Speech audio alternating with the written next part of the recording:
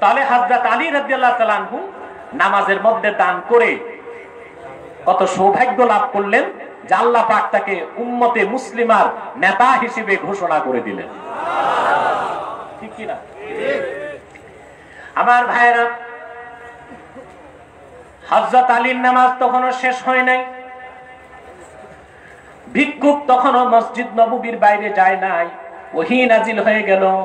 আল্লাহর হাবিব ওহী থেকে বুঝতে পারলেন আমার একজন সাহাবী দান করেছে, আরেকজন গ্রহণ করেছে, দেখতে হবে দান করলো কে। আল্লাহর হাবিব সাল্লাল্লাহু আলাইহি ওয়াসাল্লাম মসজিদ নববী থেকে বের হলেন। হুজরা মুবারাকা থেকে বের হয়ে দেখলেন এক ভিক্ষুক মসজিদ নববী থেকে বেরিয়ে যাচ্ছে। আল্লাহর হাবিব তাকে থামিয়ে বললেন, হাল আতাকা আহাদুন শাইআ, আবার কোন সাহাবী তোমাকে কিছু দান করেছে নাকি? ভিক্ষুক, হযরত আলীর নামাজ তখনও শেষ হয় নাই। ফাআশারা ইলা আলিয়্যিন ফাকালা যাকার রাজুল ইয়া রাসূলুল্লাহ, ইশারা করে দেখালেন, হুজুর ওই যে আপনার জামাত আলী নামাজ পড়তেছে, তার কাছে আমি ভিক্ষা চেয়েছিলাম, নামাজের মধ্যে থেকেই তিনি আংটি খুলে আমাকে দান করে দিয়েছেন। এবার দেখেন তো বিষয়টি, ইসলাম ধর্ম পুরাটাই মানবিক। সুবহানাল্লাহ বলবেন না? হযরত আলীর এতটুক মানবিক কারণে আল্লাহ পাক সন্তুষ্ট হয়ে হযরত আলীর শানে কোরআনের আয়াত নাযিল করলেন, শুধু একজন মানুষকে আংটি দান করার কারণে। ঠিক কিনা? এর থেকে বোঝা যায় ইসলাম একটি মানবিক জীবন বিধান। এর সাথে সন্ত্রাসের কোন সম্পর্ক, টেরোরিজমের কোন সম্পর্ক আছে? থাকতে পারে, কিন্তু বিশ্বব্যাপী কাফের মুশরিক বেঈমান এবং তাদের কর্পোরেট মিডিয়া এবং এইসব ইহুদি খ্রিস্টান নাস্তিকদের পাপেট কিছু বুদ্ধিজীবী আছে যারা ইসলামকে সন্ত্রাসী ধর্ম হিসেবে আখ্যায়িত করার চেষ্টা করছে না? ইসলামের ইতিহাস সাক্ষী, আল্লাহর আখিরি নবী, নবিকুল সম্রাট, আল্লাহর আখিরি নবী, সকল নবী রাসূলগণের মাথার তাজ, আমার নূর নবী মুহাম্মদ সাল্লাল্লাহু আলাইহি সাল্লামের জমানায় ১৫০০ বছর আগে মোট যুদ্ধ হয়েছে ৮০টার মতো। ১০ বছরে কতটির মতো? সারিয়া, গাজওয়া, জুয়ুশ এবং বোজ, মোট ৮০টির মতো রাসূলুল্লাহর জমানায় যুদ্ধ হয়েছে। কিন্তু ইসলামের ইতিহাস সাক্ষী ৮০টির মতো যুদ্ধে মাত্র মানুষ নিহত হয়েছে ১০১৮ জন। এর থেকেই বোঝা যায় ইসলামের জিহাদ রক্তপাতের জন্য নয়, রক্তপাত বন্ধ করার জন্য। ইসলামের জিহাদ সহিংসতার জন্য নয়, সহিংসতা বন্ধ করার জন্য। ইসলামের জিহাদ এটা মানবতা বিরোধী নয়, মানবতা প্রতিষ্ঠার জন্য। অথচ বিশ্বের ইতিহাস সাক্ষী দেয় পুঁজিবাদ আর সমাজবাদ, সোশ্যালিজম এবং ক্যাপিটালিজমের দ্বন্দ্বের কারণে প্রথম বিশ্বযুদ্ধে এবং দ্বিতীয় বিশ্বযুদ্ধে, মোট ২টি বিশ্বযুদ্ধে প্রত্যক্ষ এবং পরোক্ষভাবে পৃথিবীতে ১৬ কোটি মানুষ নিহত হয়েছে। পশ্চিমা পুঁজিবাদীরাই সন্ত্রাসী, মুসলমান সন্ত্রাসী নয়। ঠিক কিনা বলে? কিন্তু চোরের মার বড় গলা। আমেরিকা যুদ্ধ করছে, ওয়ার এগেইনস্ট টেররিজম, সন্ত্রাসের বিরুদ্ধে যুদ্ধ ঘোষণা করেছে বিশ্ব সন্ত্রাসী আমেরিকা। ঠিক কিনা বলে? ওরা যে কতটা ভদ্র, কতটা সভ্য আপনারা দেখেছেন। ক্ষমতার পালা বদলে আমেরিকাতে ক্যাপিটাল হিলের মতো জায়গায় ট্রাম্পপন্থী আর ড্রামপন্থী অস্ত্র ছাড়া মারামারি করে ৪ জন জায়গায় শেষ। আমি ভেবেছিলাম বাংলাদেশের এই জীবাণু আমেরিকায় ঢুকলো কেমন করে। পরে ভাবলাম এ তো বাংলাদেশের চেয়েও ভয়ঙ্কর। এরকম দৃশ্য আমাদের গুলিস্তান মোড়েও দেখা যায় না। আমেরিকার ক্যাপিটাল হিলে যা ঘটেছে। ঠিক কিনা বলেন? তাহলে ইসলাম কি সন্ত্রাস? ইসলাম মানুষকে মানবিকতার শিক্ষা দিয়েছে, মানবতার শিক্ষা দিয়েছে। বলেন সুবহানাল্লাহ। ইসলাম ধর্মটা কতটা মানবিক দেখুন। সহিহ বুখারী সাক্ষী, এক সাহাবী আল্লাহর হাবিবকে সে প্রশ্ন করলেন, আইয়ুল ইসলামে আফজাল, হে আল্লাহ রসুল, ইসলামের সবচেয়ে ভালো আমল কোনটি? রাসূলুল্লাহ বললেন, তুতইমুত তাআমা ওয়া তাকরাউস সালামা আলা মান আরাফতা ওয়া মান লাম তারিফ। তুমি অভাবগ্রস্ত মানুষকে খাওয়াবে, যার বস্ত্র নাই তাকে বস্ত্র দিবে, যার চিকিৎসা নাই তারে চিকিৎসা সেবা দিবে, যার বাসস্থান নাই তাকে বাসস্থান দিবে, যার ঘর নাই তারে ঘর বানায় দিবে। এই ইতআমুত তাআম হলো সবচেয়ে বড় আমল ইসলামে। আর যাকে চিনো আর চিনো না তারে সালাম দিবে। তাহলে চিন্তা করেন, রাসূলুল্লাহ সাল্লাল্লাহু আলাইহি সাল্লাম মানব উপকারকে ইসলামের শ্রেষ্ঠ আমল নির্ধারণ করেছেন। মানুষের উপকারের চেয়ে বড় কোনো আমল নাই, যেটা হাদিস সাক্ষী দেয়, ঠিক কিনা বলে? আমাদের মুসলমানের মধ্যে এই অভ্যাস কম। আমরা মানুষের উপকার করি না, অপকার করার চেষ্টা করি। আমরা খুব ভালো করে শিখছি দুইটা জিনিস, চুরি আর দুর্নীতি, আর শিখেছি কিভাবে আরেক মানুষের ক্ষতি করা যায়, কাকে কত জলদি বাঁশ দিয়ে পিছন দিক দিয়ে ধরাশায়ী করা যায়। এই বিদ্যায় আমরা পটু। আরেকটা বিদ্যায় আমরা পটু, কত জলদি দুর্নীতি করে চুরি করে আঙ্গুল ফুলে কলা গাছ হওয়া যায়, ঠিক কিনা বলেন? দেখেন না, চায়না কত দামি তালা বানায়। ওরা দাবি করেছে টপ মোস্ট সিকিউরড লক। এত দামি তালা এটা চোর খুলতে পারবে না। চায়নার বানানো এত দামি তালা বাংলাদেশের চোরের কাছে 30 সেকেন্ড। ওরা তালা বানায় জান শেষ, এরা চুরি বিদ্যা শিখতে শিখতে জান শেষ, ঠিক কিনা বলে? মানুষের উপকার করতে না পারলেও অপকার করবেন না। মানব, ইসলাম পুরাটাই মানবিক। হযরত আলী একজন ভিক্ষুককে একটা আংটি দান করলেন নামাজের মধ্যে, আল্লাহ খুশি হয়ে আলী শানে আয়াত নাজিল করে দিলেন। এর থেকে বোঝা যায় ইসলাম পুরাটাই মানবিক, ঠিক কিনা বলেন? এখানে সন্ত্রাসের কোনো সুযোগ নাই, অমানবিকতার কোনো সুযোগ নাই, সাম্প্রদায়িকতার কোনো সুযোগ নাই। আজকে কাফের মুশরিক নাস্তিক বুদ্ধিজীবী নামের বুদ্ধি প্রতিবন্ধীরা ইসলামপন্থীদেরকে জঙ্গিবাদী বলতে চায়, উগ্রবাদী বলতে চায়। আমি বজ্রের সবটুকুন শক্তি কেড়ে বলতে চাই, রাসূলুল্লাহর উম্মত আমরা অবশ্যই মৌলবাদী, তবে জঙ্গিবাদী আর উগ্রবাদী নয়। আমরা জঙ্গিবাদকে পছন্দ করি না, জিহাদ ফি সাবিলিল্লাহকে সমর্থন করি, ঠিক কিনা বলো?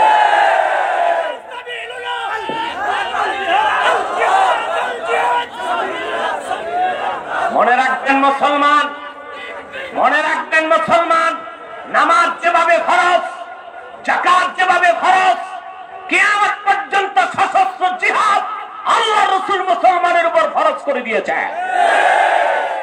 এটা থেকে দূরে সরার কোনো সুযোগ। আমরা মৌলবাদী, তবে আমরা উগ্রবাদী নই। এক বুদ্ধিজীবীর সাথে লাইভ শোতে দেখেছেন আপনারা, সে আমাকে মৌলবাদী বলেছে। আমি বলেছি অবশ্যই আমি মৌলবাদী, তবে উগ্রবাদী নই। মৌলবাদ এক জিনিস, উগ্রবাদ আরেক জিনিস, ঠিক কিনা বলেন? মৌলবাদী হওয়া ছাড়া মুসলমান হওয়া যায় না। ফরমালিন যুক্ত মুনাফিক হওয়া যায়, দিল্লির গোলাম হওয়া যায়, ইসরায়েলের গোলাম হওয়া যায়, ইহুদির গোলামি করা যায়। মৌলবাদী হলেই সত্যিকার মুসলমান হওয়া যায়, ঠিক কিনা বলেন? আমার ভাইরা, তাহলে ইসলাম পুরাটাই মানবিক, ঠিক কিনা? মানুষের উপকারকে ইসলাম সর্বোচ্চ গুরুত্ব দিয়েছে। আজকে পশ্চিমারা যে মানবাধিকারের কথা বলে, ওদের কাছে কিসের মানবাধিকার? ওদের মানবাধিকার কি রকম দেখুন। পশ্চিমা দুনিয়ায় কুকুর হত্যা করলে জরিমানা আছে, বিড়াল হত্যার জন্য 8 থেকে 10,000 ডলার জরিমানা করা হয় যুক্তরাষ্ট্রের আদালতে। কিন্তু গণতন্ত্রের ফেরিওয়ালা এই কুখ্যাত যুক্তরাষ্ট্র উপসাগরীয় যুদ্ধের পর থেকে আজ পর্যন্ত শুধুমাত্র মধ্যপ্রাচ্যে, ইরাকে, আফগানে, লিবিয়াতে, সিরিয়াতে 25 লক্ষ মুসলমানকে হত্যা করেছে। কিন্তু সন্ত্রাসী বুশ, ট্রাম্প, ক্লিন্টন, বাইডেনদের কোনো বিচার হচ্ছে না। এটাই হচ্ছে পশ্চিমাদের মানবাধিকারের নামে প্রহসন, ঠিক কিনা বলে? এটা তাদের মানবাধিকার নয়, এটা হচ্ছে তাদের খ্রিস্টান অধিকার রক্ষা করা। মানবাধিকারের শিক্ষা দিয়েছে ইসলাম, মানবিকতার শিক্ষা দিয়েছে ইসলাম, সাম্প্রদায়িক সম্প্রীতি শিক্ষা দিয়েছে ইসলাম, ঠিক কিনা বলে? রাসূলুল্লাহ সাল্লাল্লাহু আলাইহি ওয়াসাল্লাম কি বললেন? যে সবচেয়ে শ্রেষ্ঠ আমল ইসলামে তুতঈমুত তাআম, তুমি মানুষকে খাওয়াবে। সুবহানাল্লাহ। এখানে একটা সূক্ষ্ম বিষয় আছে, আল্লামা বদরুদ্দিন আইনি উমদাতুল কারিতে ব্যাখ্যা করেছেন তুতঈমুত তাআম কেন বলা হলো। বাবে ইফআল থেকে আকালা ইউকিলু তুকিলু মানে মুখে খাওয়ানো। রাসূলুল্লাহ সাল্লাল্লাহু আলাইহি ওয়াসাল্লাম শুধু মুখে খাওয়ানোর কথা বলেন নাই, বাবে ইফআল থেকে বলেছেন আতআমা ইউতঈমু তুতঈমু, তুমি মানুষকে খাওয়াবে। এর অর্থ ব্যাপক, অর্থাৎ যার খাদ্য নাই তারে খাদ্য দিবেন, যার মেয়ের বিয়ে হয় না যৌতুকের অভিশাপের কারণে সেই মেয়ের বিয়ের ব্যবস্থা করবেন, যার ঘরে চাল নাই তারে চাল দিবেন, যার বস্ত্র নাই তারে বস্ত্র দিবেন, যার শিক্ষার টাকা নাই তারে শিক্ষার ব্যবস্থা করে দিবেন। সুবহানাল্লাহ বলবেন না? বর্তমান দুনিয়ায় যেটাকে বলা হয় 5 প্রিন্সিপাল ডিমান্ডস, ঠিক কিনা বলেন? 5টা অধিকার। কয়টা? 5টা। মাত্র 70 বছর আগে জাতিসংঘ ঘোষণা করেছে 5টা অধিকার: খাদ্য, বস্ত্র, চিকিৎসা, বাসস্থান, শিক্ষা। ঠিক কিনা? কথা বলেন। কিন্তু রাসূলুল্লাহ সাল্লাল্লাহু আলাইহি ওয়াসাল্লাম 1500 বছর আগে তুতঈমুত তাআম বলে 5টার কথা বলে দিয়েছেন। সুবহানাল্লাহ বলবেন না? আল্লাহর রাসূল 1500 বছর আগে তুতঈমুত তাআম বলে শুধু 5টা অধিকার না, একজন মুসলমানের উপর আরেক মুসলমানের যত অধিকার আছে সব ফরজ করে দিয়েছেন। ইমাম শাফি বর্ণনা করেছেন, আল্লাহর হাবিব ইরশাদ করেছেন, আমার কোন ধনী উম্মত যদি রাতের বেলা আরামে ঘুমায় আর তার প্রতিবেশী যদি না খেয়ে কষ্ট পায়, সেই ধনী উম্মত আমার দলভুক্ত নয়, আমার উম্মত নয়। সুবহানাল্লাহ বলবেন না? আল্লাহর হাবিবের হাদিসের ব্যাখ্যায় ফকিহগণ লেখেন, একজন মুসলমানের আশেপাশে 40টি ঘর তার প্রতিবেশী। কত ঘর? জোরে বলেন। আপনি একজন ধনী মানুষ, আপনার চারপাশে 40টি ঘর আপনার প্রতিবেশী। আল্লাহ রাসূল আপনার উপর ফরজ করে দিয়েছেন, আপনি ধনী মুসলমান, 40 ঘরের কেউ যদি অভুক্ত থাকে আর আপনার ঘরে খানা আছে, কাল হাসরে আপনি রাসূলুল্লাহ শাফাআত পাবেন না। ইসলাম কতটা মানবিক জীবন বিধান চিন্তা করে দেখেন, যেখানে মানুষ আর মানবতার কল্যাণকে সবচেয়ে বেশি নিশ্চিত করা হয়েছে, সেই ইসলামকে সন্ত্রাস বলতে পারে পৃথিবীর কুকুর সদৃশ জানোয়ার কাফের মুশরিকরাই। ঠিক কিনা বল? কয়টা ঘর আপনার প্রতিবেশী? শুধু তারে খাওয়াবেন না, সব চাহিদা পূরণ করবেন। যার খাদ্য নাই তারে খাদ্য দিবেন, যার বস্ত্র নাই তারে বস্ত্র দিবেন, যার চিকিৎসার টাকা নাই তারে চিকিৎসার টাকা দিবেন। সুবহানাল্লাহ বলবেন না? আমরা রমজানে 2 পয়সা যাকাত দিয়েই মনে করি সব করে ফেলছি। যাকাত আর যেটা দেন ওটা তো আপনারটা দেন না, গরিবের হক আপনি তারে দেন। কিন্তু সারা বছর আপনার উপর দায়িত্ব হচ্ছে অন্য অভাবগ্রস্ত মুসলমানের অভাবগুলো পূরণ করে দেওয়া। বলেন সুবহানাল্লাহ। মনে রাখবেন, মুসলমান অনেক বেশি নামাজ রোজা করে আপনি যতটুকু মর্তবা লাভ করবেন, আপনি যদি ফরজ ওয়াজিব সুন্নাত আদায়ের পর মানুষের উপকার করেন, তার চেয়ে বেশি মর্তবা পাবেন। আমি একটি হাদিস শোনাচ্ছি, খাতিবে তাবরিজি মিশকাতুল মাসাবিহে হাদিসটি এনেছেন। আল্লাহর হাবিব একদিন ঘোষণা করলেন, ইন্না ফিল জান্নাতি গুরাফান ইউরা যুহুরুহা মিন বুতুনিহা ওয়া বুতুনুহা মিন যুহুরিহা। আল্লাহর জান্নাতে এমন কিছু কামরা আছে যে কামরাগুলোর ভিতর থেকে বাহির দেখা যায়, বাহির থেকে ভিতর দেখা যায়। সুবহানাল্লাহ বলবেন না? ফাকামা আরাবিয়ুন ফাকালা লিমান হাযা ইয়া রাসূলুল্লাহ। এক বেদুইন সাহাবী দাঁড়ায় গেছেন, বললেন, হুজুর এতদিন জান্নাতের কথা শুনছি, জান্নাতের ভিতরে এত দামি কামরা আছে তা তো জানতাম না, ওই কামরাটা কার? সুবহানাল্লাহ কইবেন না? আশেপাশে কি কবরস্থান আছে নাকি? আশেপাশে আছে, একটু আছে, একটু দূরে হলেও আছে। এই মুর্দারের খাসলত পেয়ে গেছেন আপনারা, সেই জন্য সোহবতে সালে তোরা পাইছেন না তালে তোরা আমি জানি না। আর অল্প সময় আমি আমার বিষয়টা গুছায় ফেলছি আলহামদুলিল্লাহ। বেদুইন দাঁড়িয়ে বলল, লিমান হাযা ইয়া রাসূলুল্লাহ, হুজুর এত সুন্দর কামরা আল্লাহ কারে দিবেন? বেহেশতের ভিতরে এত ডিলাক্স রুম, ভিআইপি কামরা, এটা পাবে কে? এটা কি চান আপনারা সবাই? দেখেন কি করতে হবে। আল্লাহর হাবিব বললেন, লিমান আতাবাল কালাম ওয়া আতামাত তাআম ওয়া আদামাস সিয়াম ওয়া সাল্লা ফিল লাইলি ওয়ান নাসু নিয়াম।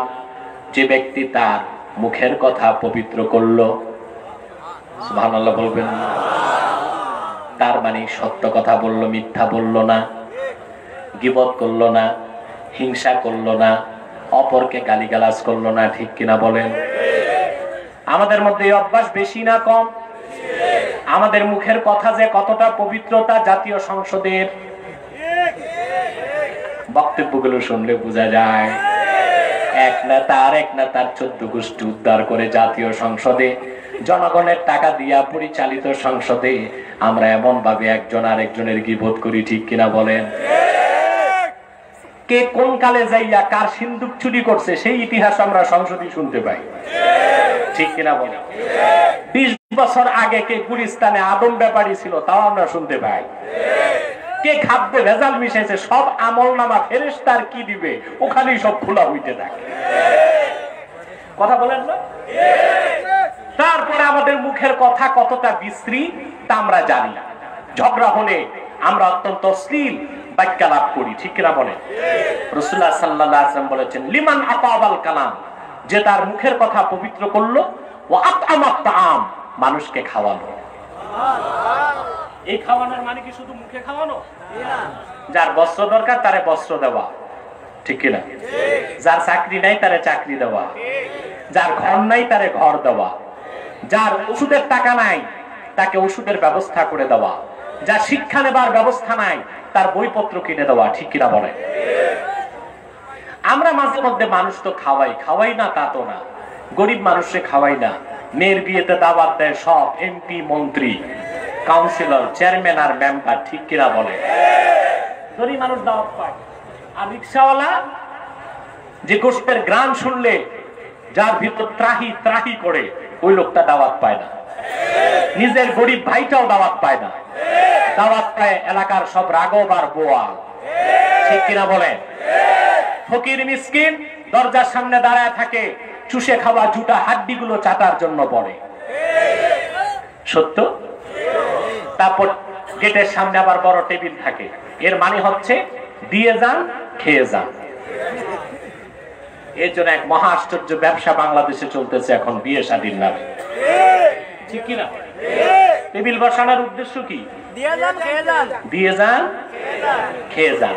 আর আপনি ধনী মানুষ, একটা ডিনার সেট দিবেন 30,000 টাকা, খাইবেন মাত্র 300 টাকা, পুরাটাই তো নেট প্রফিট।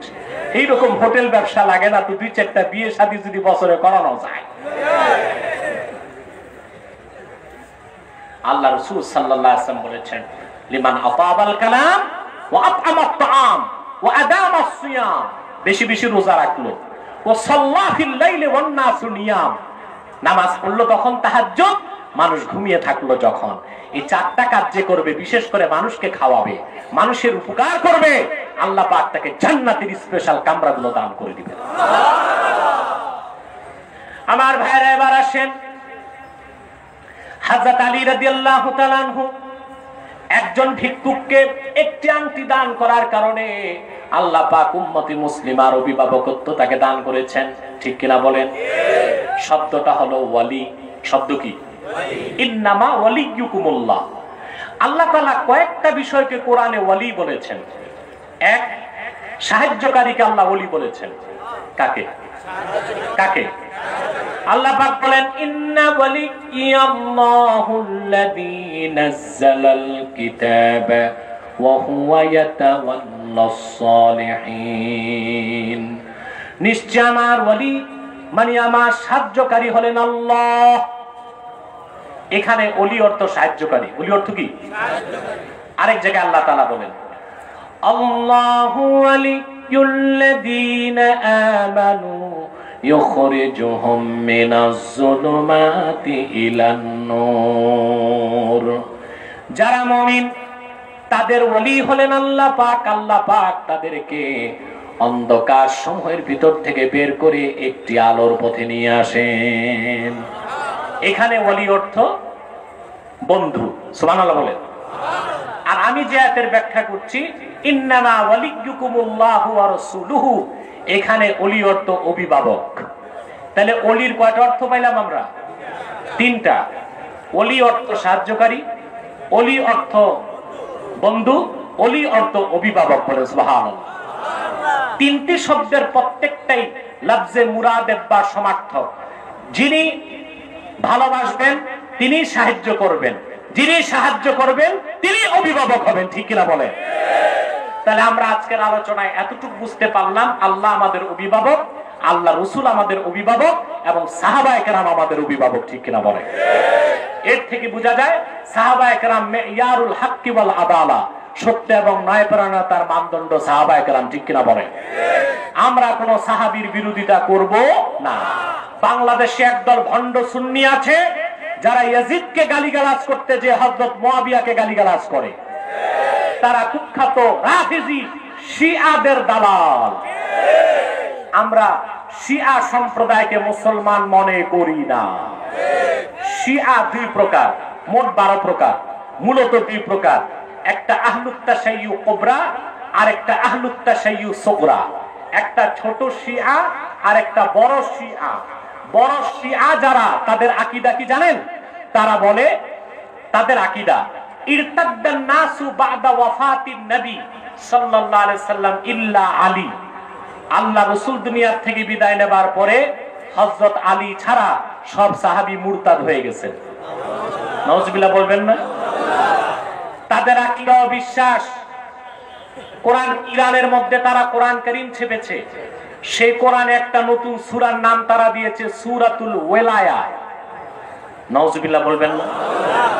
ওয়ালায়া নামে কোন সূরা আছে? এটা কোন সূরা জানেন? আমি পড়ি, আপনারা শোনেন। একটা আয়াত তারা ঢুকাইছে, সেটা হলো আলাম নাশরাহ লাকা সাদরাক ওয়া ওয়াদা'না আনকা উযরাক আল্লাযী আনকাযা যাহরাক ওয়া রাফা'না লাকা যিকরাক ওয়া জাআলনা আলিয়্যান সাহরাক। যারা আল্লাহর কোরআনে হাত দেয় ওরা মুসলিম না অমুসলিম? সেই জন্য বড় শিয়া যারা, তাদেরকে আমরা কাফের মনে করি এবং তাদের গোমরও ফাঁস হয়েছে। আপনারা পত্রিকায় দেখেছেন, এই ভারতের শিয়া ট্রাস্টি বোর্ডের চেয়ারম্যান এক ভণ্ড শিয়া, সে ভারতের সুপ্রিম আদালতে মামলা করেছে কোরআন কারীম থেকে 26টি আয়াত নিষিদ্ধ করার জন্য। এটা কোন মুসলমানের কথা না কুখ্যাত কাফেরের কথা? সেজন্য আমি বলে থাকি, মধ্যপ্রাচ্য অশান্তির মূলে যেমন ইসরায়েল, আরেক অশান্তির মূলে হচ্ছে ইরান। ঠিক কিনা বলে? যারা আরব বিশ্ব এবং সুন্নি মুসলমানদের শত্রু হিসেবে কাজ করছে। আমরা ইসরায়েলেরও ধ্বংস চাই এবং ইরানে কুখ্যাত শিয়াদের পতন চাই। ঠিক কিনা বলে? আমার ভাইরা, হযরত আলীর মর্যাদা অনেক বেশি, তবে তার মানে এই নয় যে আবু বকর, ওমর, ওসমান থেকেও বেশি। সকল সাহাবীর মধ্যে শ্রেষ্ঠ হযরত আবু বকর, তারপর হযরত ওমর, তারপরে হযরত ওসমান, তারপর হযরত আলী। ঠিক কিনা বলে? এরপর আল্লাহ পাক পরবর্তী আয়াতে বলছেন, ওয়ামান ইয়াতাওয়াল্লাল্লাহা ওয়া রাসূলাহু ওয়াল্লাযীনা আমানু ফাইন্না হিজবাল্লাহি হুমুল গালিবুন। নিশ্চয়ই যারা আল্লাহকে অভিভাবক মানবে, মুহাম্মদ সাল্লাল্লাহু আলাইহি সাল্লামকে অভিভাবক মানবে আর মুমিনগণকে অভিভাবক বানাবে, তারাই আল্লাহর দল, তারাই বিজয়ী হবে। ঠিক কিনা বলেন? তাহলে আমরা যে বিশ্বব্যাপী মার খাচ্ছি তার মূল হচ্ছে আমরা আল্লাহকে অভিভাবক মানি নাই, আমরা রাসূলুল্লাহকে অভিভাবক মানি নাই। ঠিক কিনা বলেন? আমরা অভিভাবক পেয়েছি বিশ্বমোড়ল যুক্তরাষ্ট্রকে, আমরা অভিভাবকত্ব দিয়েছি জাতিসংঘকে। সেই জন্য আমরা পৃথিবীর সব জায়গায় মার খাচ্ছি। দ্বিতীয় সমস্যা, আমরা আল্লাহর দলের হতে পারি নাই, আমরা হয়েছি শয়তান ও তাগুতের দলভুক্ত। 3 নাম্বার, আমরা নেতা নির্বাচন করতে পারি নাই, যত নেতা বানিয়েছি সব ফাসেক, ফাজের, বেঈমান। ঠিক কিনা বলেন? এটা হচ্ছে আমাদের মার খাওয়ার মূল কারণ। ঠিক কিনা বলেন? সত্যিকার অর্থে আমাদের অভিভাবক যে আল্লাহ, তাতে সন্দেহ আছে? আপনি দেখুন, 57টি মুসলিম রাষ্ট্রের বিরুদ্ধে সারা দুনিয়ার কাফের, মুশরিক, বেঈমান ঐক্যবদ্ধ হয়ে গিয়েছে। আপনারা অবাক হবেন, বর্তমান করোনা পরিস্থিতির আগে আমেরিকা, ব্রিটেন, ইসরায়েল একটি স্কিম তৈরি করেছিল। এই স্কিমটির নাম দ্য ডিলিং অফ সেঞ্চুরি। কি নাম? The dealing of century. এটার উদ্দেশ্য ছিল ফিলিস্তিনকে ইসরায়েলের রাজধানী বানাবে, বাইতুল মুকাদ্দাসকে ভেঙে সেখানে থার্ড টেম্পল নির্মাণ করবে। 3 নাম্বার, সিরিয়া এবং তুরস্কের একটা বিরাট অংশ, ইরাকের একটা অংশ নিয়ে গ্রেটার ইসরায়েল, বৃহৎ ইহুদি রাষ্ট্র তৈরি করবে। এই তারিখ ঘোষণা ছিল গত বছর মার্চ মাসে। কোন মাসে? না, গত বছর জানুয়ারিতে 31st নাইট যেটা বলে। কোনটা?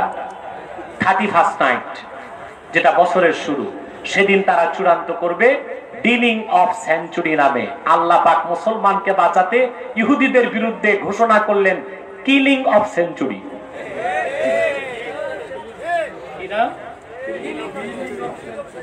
এটার নামটা বলেন তো, আপনারা যেটা জানেন ওইটা বলেন। করোনা, ঠিক কিনা বলেন? ওরা করলো ডিলিং অফ সেঞ্চুরি, আল্লাহ দিলেন killing of century. Killing of সেঞ্চুরির কাছে ডিলিং অফ সেঞ্চুরি বুমেরাং হয়ে গেছে। পশ্চিমা দুনিয়া বিপর্যস্ত হয়ে গেছে আল্লাহর একটি অদৃশ্য বোমায়। সেজন্য বলি মুসলমানের অভিভাবক আল্লাহ, মুসলমানের অভিভাবক মুহাম্মদ সাল্লাল্লাহু আলাইহি ওয়াসাল্লাম। মুসলমান কখনো কাফের মুশরিককে নেতা বা অভিভাবক বানাতে পারে না, ঠিক কিনা বলেন? আর কাফের মুশরিক কোনদিন মুসলমানের বন্ধু হতে পারে না। দেখছেন না, বন্ধু বানাইছেন 50 বছরে, কি পাইছেন? ফারাক্কায় কতটুক পানি পাইছেন? টিপাই মুখ বাঁধ নির্মাণ করে পানি আটকায় দিয়েছে, ফারাক্কার বাঁধ নির্মাণ করে পানি আটকায় দিয়েছে। যখন তখন আমার বাংলার মানুষগুলোকে কাঁটাতারের বেড়া অতিক্রম করার সময় পাখির মতো গুলি করে হত্যা করে সেই মসজিদ পত্তলিক কোনদিন বাংলাদেশের বন্ধু হতে পারে না। তাই বাংলাদেশের সবচেয়ে বড় শত্রু, ঠিক কিনা?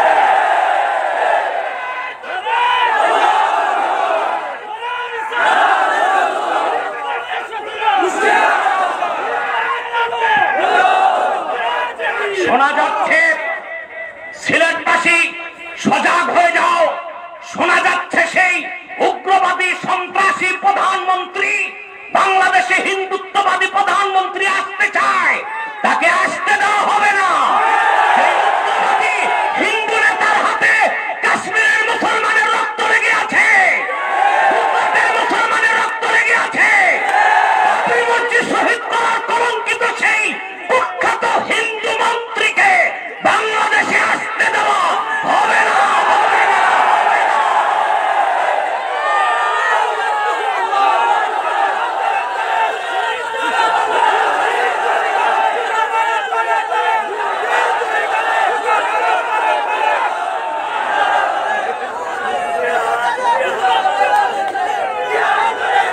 আমরা চাই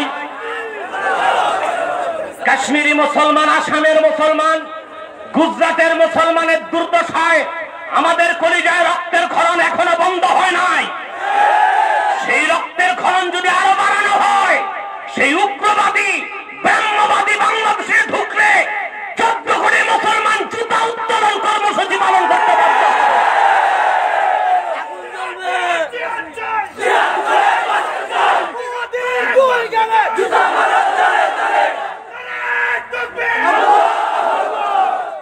অতএব আমাদেরকে সিদ্ধান্ত নিতে হবে আমরা আল্লাহর দলভুক্ত হব কিনা। রাজি আছেন? আমাদের অভিভাবক আল্লাহ, আমাদের অভিভাবক মুহাম্মদ সাল্লাল্লাহু আলাইহি ওয়াসাল্লাম, আমাদের অভিভাবক। আমরা অনুসরণ করব সাহাবায়ে কেরামকে, আর আমরা নেতা বানাবো মুমিনকে। আমরা এখানেই ভুলটা করছি, নেতা নির্বাচনে ভুল করেছি। একটা লাক্সারি বাস 40 সিট, কত সিট? সামনে বসছে 20 জন শাইখুল হাদিস, তারপর 10 জন মুহাদ্দিস, তারপর 10 জন দরবেশ, 40 জনের সব আউলিয়ায়ে কেরাম। ড্রাইভার যাকে বসানো হয়েছে তিনি একজন বিখ্যাত ইয়াবাখোর মাতাল। বাস যাবে আউশকান্দি থেকে চট্টগ্রাম, মেঘনা পার হওয়ার পর এটা ডালে যাবে না খালে যাবে, কিন্তু বসা আছে সব নেককার, বসা আছে নেককার, সব মুহাদ্দিস, শাইখুল হাদিস আর সুফি দরবেশ। কিন্তু যারে চালকের আসনে দিছে ওই লোকটা ইয়াবাখোর মাতাল। বাস যাবে কই ডালে না খালে? দেশে 3.5 লক্ষ মসজিদ আছে, কথা সত্য বটে, হাজার হাজার মাদ্রাসা আছে, পীর আউলিয়ার খানকা আছে, কিন্তু চালকের আসনে যাদেরকে আমরা জায়গায় জায়গায় বসিয়েছি সব মাতা, সবার মাথায় বিলেতি গোবর, সবার মাথায় পশ্চিমা ধ্যান ধারণা চিন্তা ভাবনা। এই নেতাগুলোকে বাদ দাও, আল্লাহ তার রাসূলের অনুসরণ করে এমন নেতাদেরকে বসাও, গোটা বাংলাদেশের চেহারা বদলে যাবে। তা শুধু বাংলাদেশ নয়, 57টি মুসলিম রাষ্ট্রের জন্য এটাই হচ্ছে আল্লাহ দেওয়া ফর্মুলা, ঠিক কিনা বলে? আমরা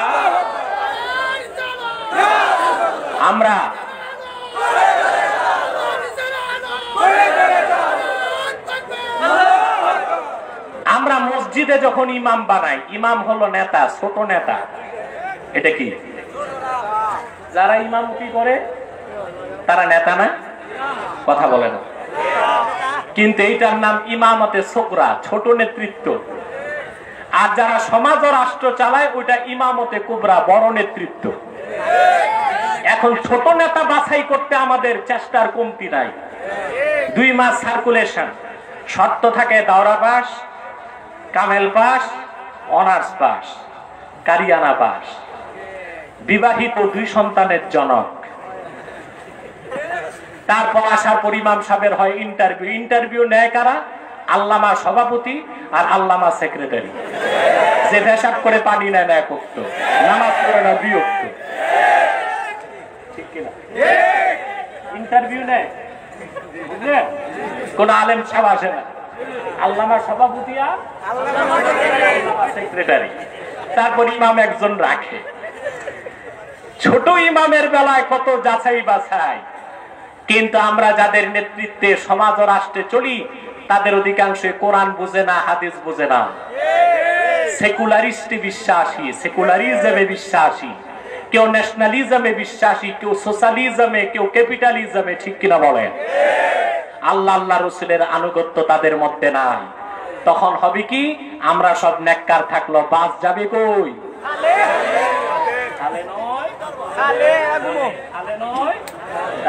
তাহলে আমাদের নেতা বানাতে হবে কাদেরকে? আল্লাহ পাক তা বলে দিয়েছেন, ঠিক কিনা?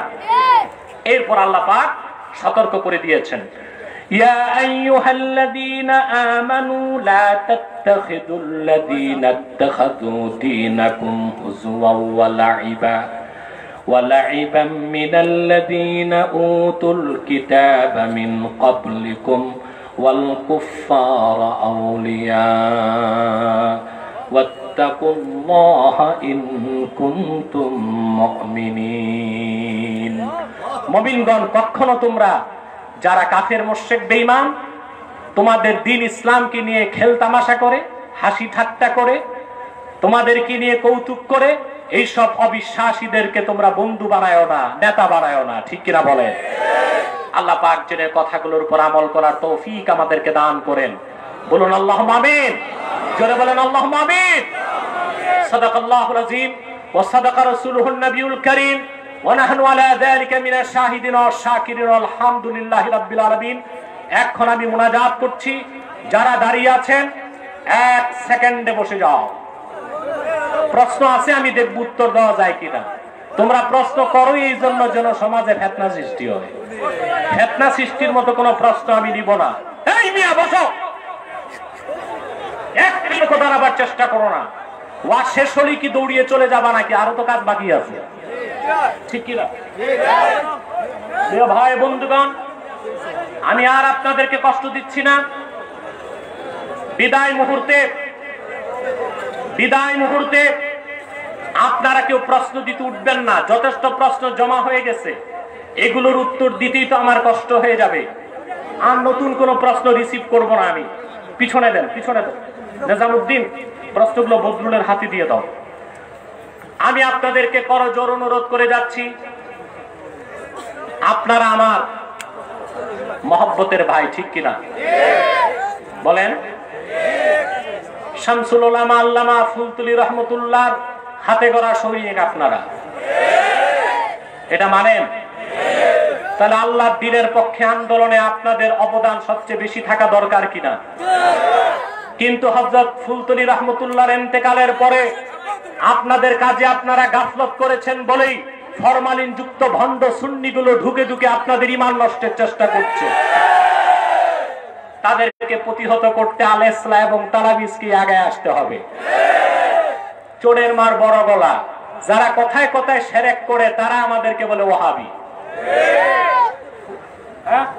জনপুর, বদরপুর, ফুলতলি তারাই যদি ওয়াহাবি হয় তো বাংলাদেশে সুন্নি কে? কথা বলেন। ফুলতলির মরহুম পীর সাহেব রহমতুল্লাহ সুন্নিয়তের জন্য রক্ত দিয়েছেন কিনা বলেন, জোরে বলেন। সারাটা জীবন বাংলাদেশে, ইউরোপে, আমেরিকায় ইলমে কেরাতের খেদমত করেছেন কিনা বলেন। দিনের পক্ষে এত লক্ষ লক্ষ সৈনিক যিনি তৈরি করে গেলেন, আজকে তাদেরকে বলা হয় ওয়াহাবি। আর যারা মাজার পূজা, কবর পূজা, পীর পূজা, খাট পূজা করে ওরা নিজেদেরকে দাবি করে সুন্নি।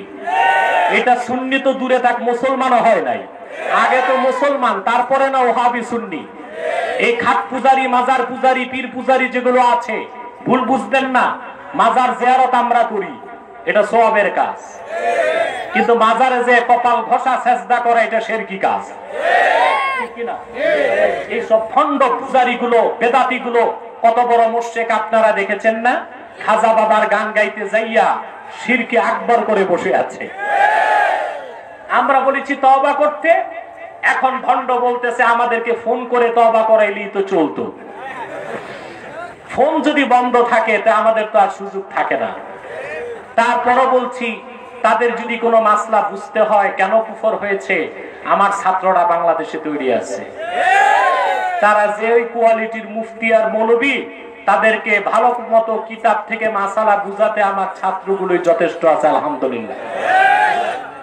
এইসব ভণ্ডরা খাঁটি সুন্নিদেরকে বলে ওয়াহাবি। এই সুযোগ পাচ্ছে আপনাদের অবহেলার কারণে, কার্যে গাফলতির কারণে, ঠিক কিনা বলেন? আর গাফলতি চলবে না। আপনাদের মাটি আপনাদেরকে ধরে রাখতে হবে, ঠিক কিনা বলেন? সৈয়দ আহমদ বেরেলি এবং শাহ কারামত আলী জনপুর রহমতুল্লাহর উত্তরসূরি আমরা যারা, সব আমরা খাঁটি সুন্নি, ঠিক কিনা বলেন? আমরাই খাঁটি সুন্নি।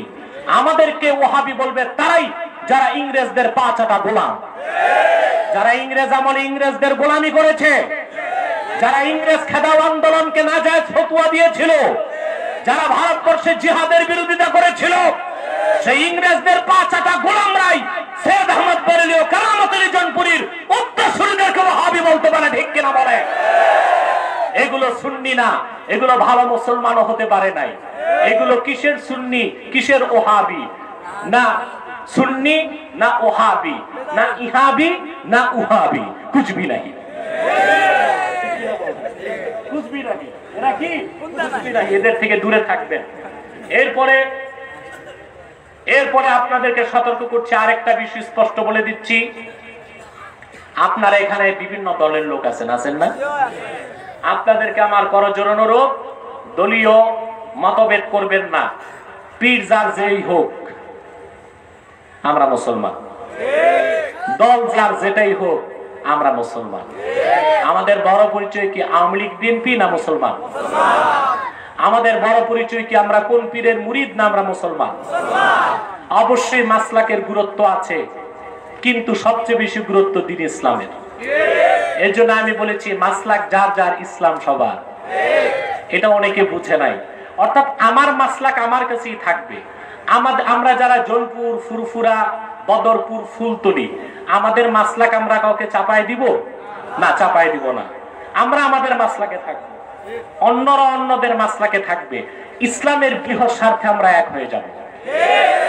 আওয়ামী লীগ আওয়ামী লীগের কাছে, বিএনপি বিএনপির কাছে, কিন্তু ইসলামের মহান স্বার্থে আমরা আওয়ামী লীগ বিএনপি ভেদাভেদ ভুলে এক হয়ে যাব।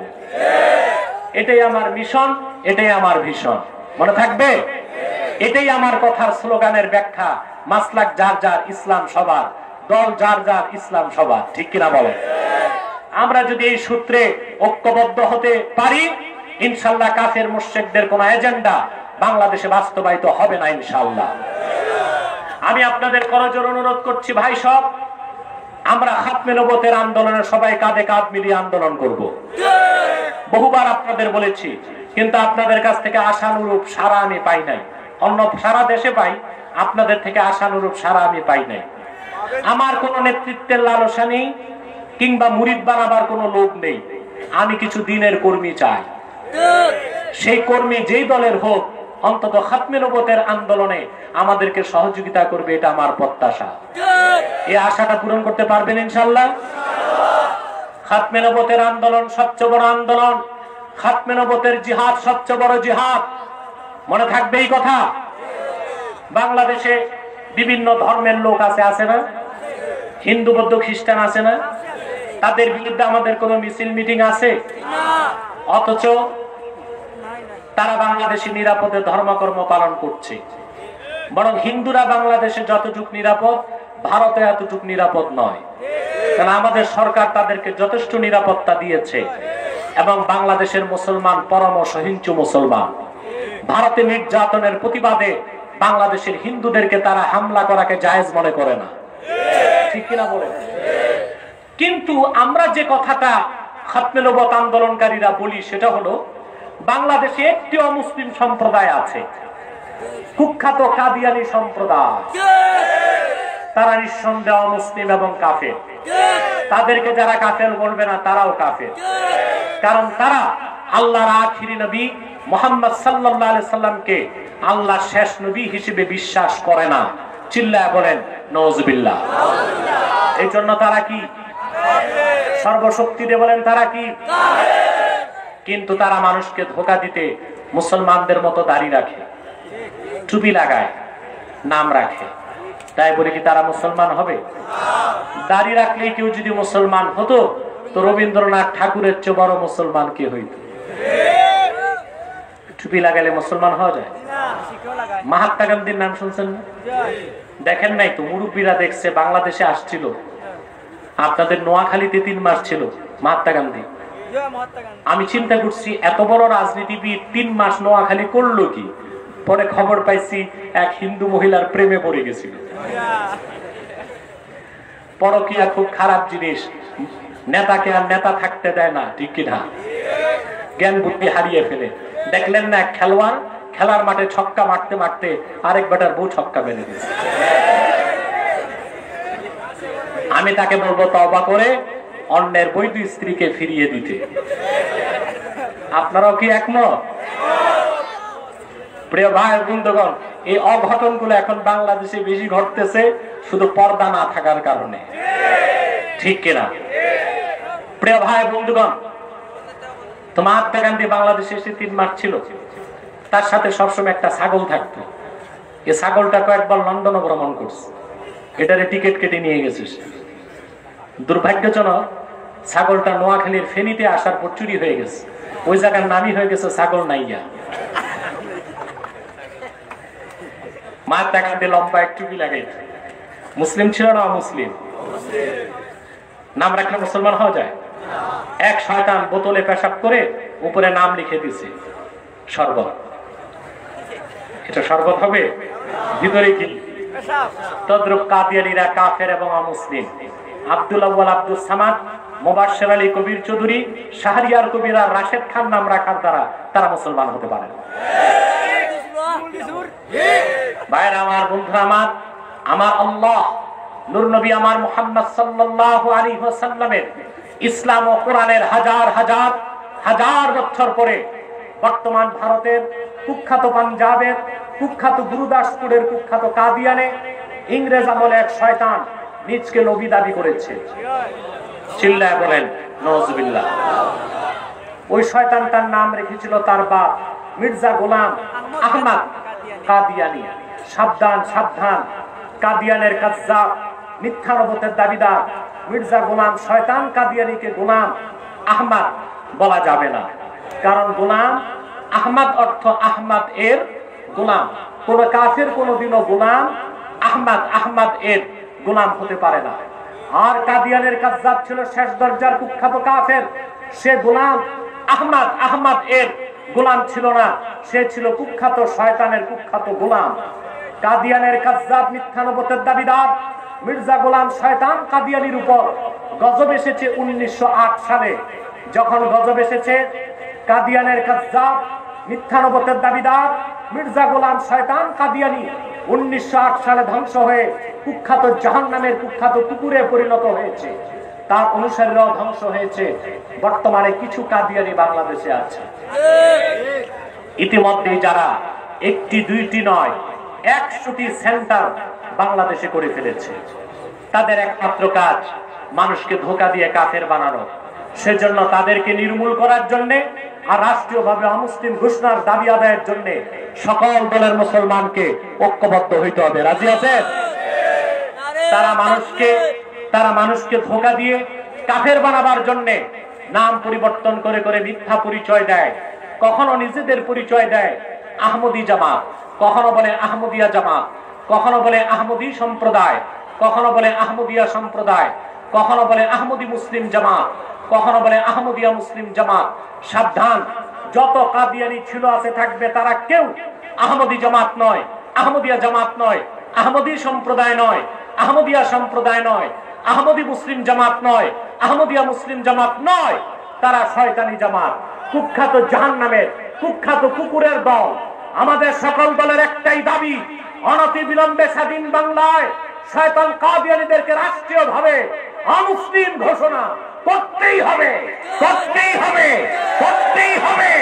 এই দাবি আদায়ে তাহরিকে খাতমের উপর বাংলাদেশের ব্যানারে যদি জানমাল দিতে হয়, কারা কারা প্রস্তুত আছেন হাত তুলে রাখা।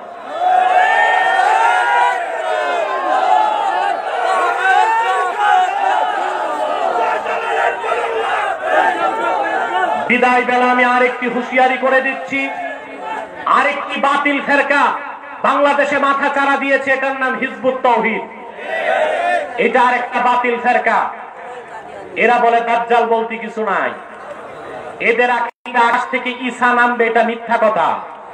এরা বলে কিয়ামত বলতে কিছু নাই, এরা বলে নামাজ হচ্ছে ব্যায়াম, ওযু থাকলেও পারে না থাকলেও পারে।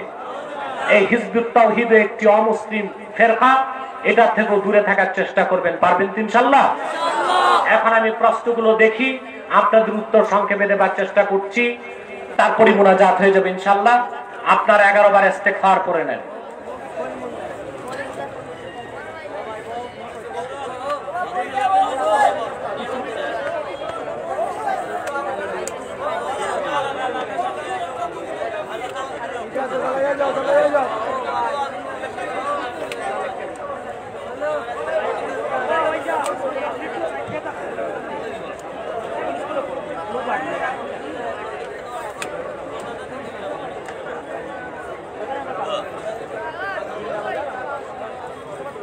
সূরা ফাতিহা পড়ুন।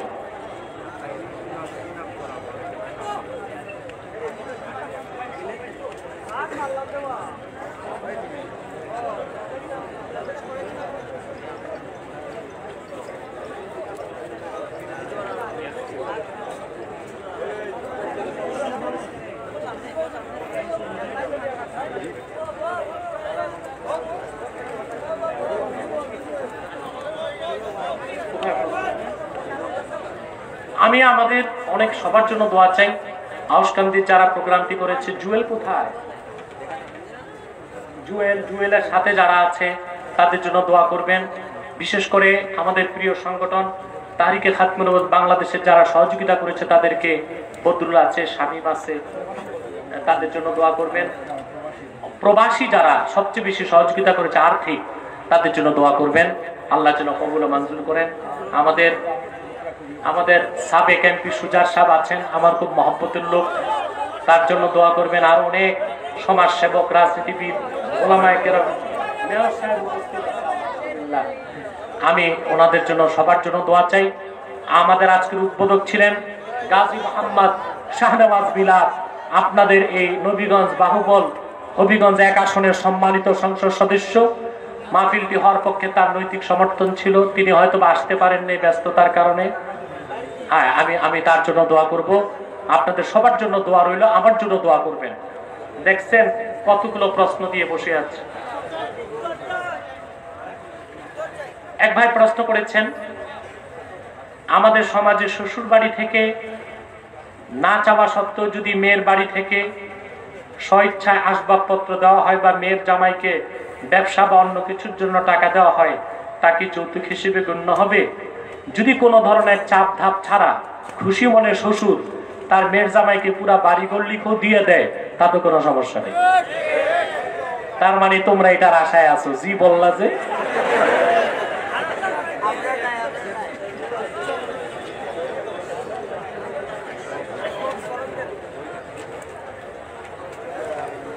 এক বক্তা বলেছে, আমি 82টা দাওরা পাড়ি দিয়ে পীর হয়েছি। আমার জীবনে 7 বার আমার নবীজি সাল্লাল্লাহু আলাইহি ওয়াসাল্লামকে দেখেছি। এখন আমার প্রশ্ন হলো, নিজের প্রশংসা নিজে করা কি ঠিক? আপনারাই বলেন কতটুকু ঠিক। বরং আল্লাহর হাবিব মুহাম্মদ সাল্লাল্লাহু আলাইহি ওয়াসাল্লামের দিদার স্বপ্নে নসিব হওয়ার যে সৌভাগ্যের কিছু নাই, এটা আসলে যিনি দেখছেন তিনি মুখে বলে বলে বেড়াবেন না, তিনি বরং তার নাজাতের জন্য পুঁজি হিসেবে রেখে দিবেন। ঠিক কিনা? আমাদের সমাজে বিয়ের পরের দিন রাতকে কালো রাত হিসেবে ধরা হয়, নাউজুবিল্লাহ। এটা কেমন কথা? কালো রাত না কাল রাত? কি বলেন কাল রাত? ওটা কি অশুভ রাত মনে করে? না, এইরকম কোন ভিত্তি ইসলামে নাই। বরং আমার দৃষ্টিতে বিয়ের রাতটা যেমন দামি, তার পরের রাতটাও কম দামি না। শ্বশুর বাড়ি যে দাওয়াত খাওয়ার দিন, ঠিক কিনা বলেন? এটা মানে শ্বশুররা আবিষ্কার করছে যেন ভয়তে জামাই বউ নিয়া বের না হয়।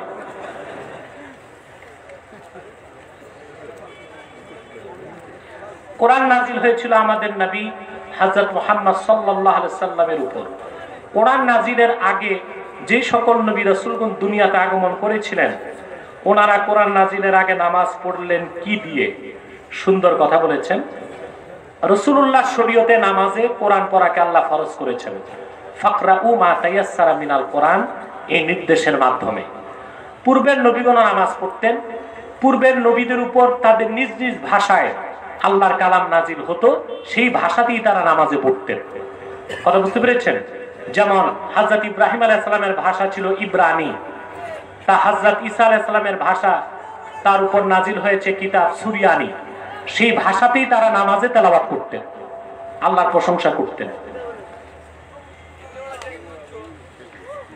এক ভাই প্রশ্ন করেছেন, ইসলামের পরিভাষায় প্রতিহিংসা সমালোচনার পরিণাম কি? সুন্দর বলেছেন, হিংসা প্রতিহিংসা কবিরা গুনাহ, এবং হিংসুকের হিংসা থেকে বাঁচার জন্য আল্লাহ কোরআনে নির্দেশ করেছেন, অমিন শাররি হাসিদিন ইদা হাসাদ। ঠিক কিনা? এবার হচ্ছে সমালোচনা। কারো পিছনে তার সমালোচনা করা গীবত, এটা কবিরা গুনার একটি গুনাহ। কিন্তু 6টি শর্তে আপনি কারো সমালোচনা করতে পারবেন।